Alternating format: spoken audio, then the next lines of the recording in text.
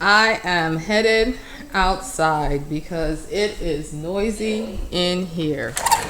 And I wanted to give you guys an update on how I did on our trip with those hairstyles. You know, all those tips I gave you? Let's talk about whether or not I followed through myself.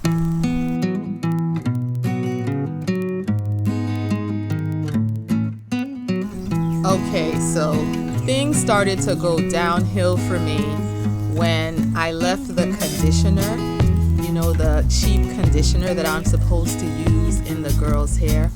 I left it at the hotel when we went to Typhoon Lagoon. It was so far of a thought from my mind that it wasn't until I got home from the trip that I was unpacking and thought to myself, oh, I never did use conditioner, did I? So the girls spent the day at that water park with nothing, no kind of pre-treatment at all to their hair. We chose to go to the water park the second day of our trip. I think we could have planned that a little bit better in the sense that by day 3, the style was completely at its most maximum fuzz. And the only person whose hair I'll say held up like nothing was Head Mocha Girl.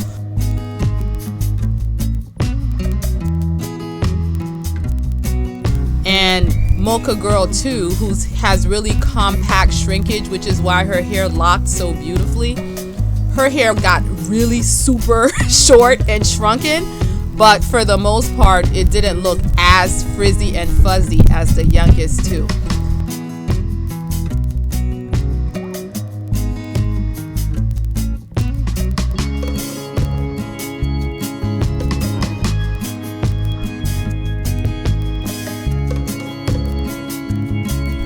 When I fashioned the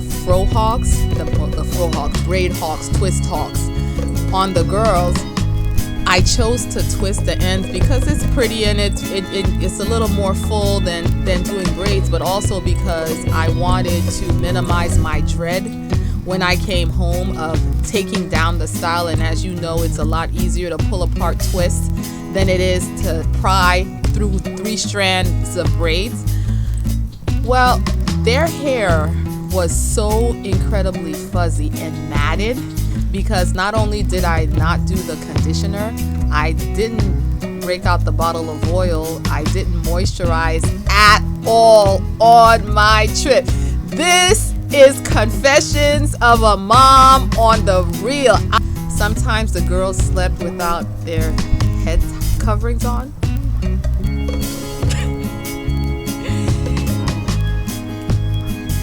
Head Mocha Girl covered her hair.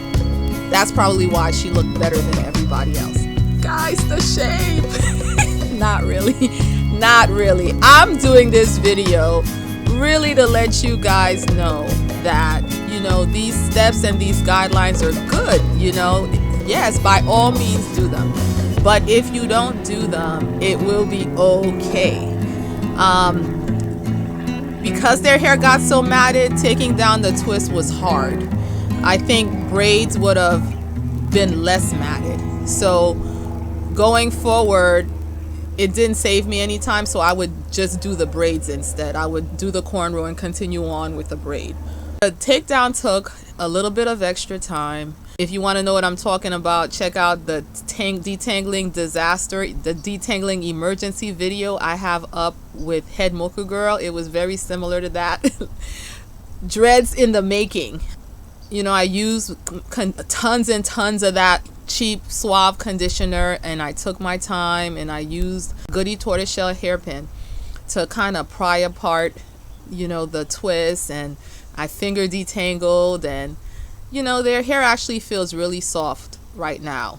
So in the comments down below, especially you people that have been working with natural hair for a while and you have your system down to a science, let me know if you've ever gone on vacation and completely blown it with your hair or your daughter's hair.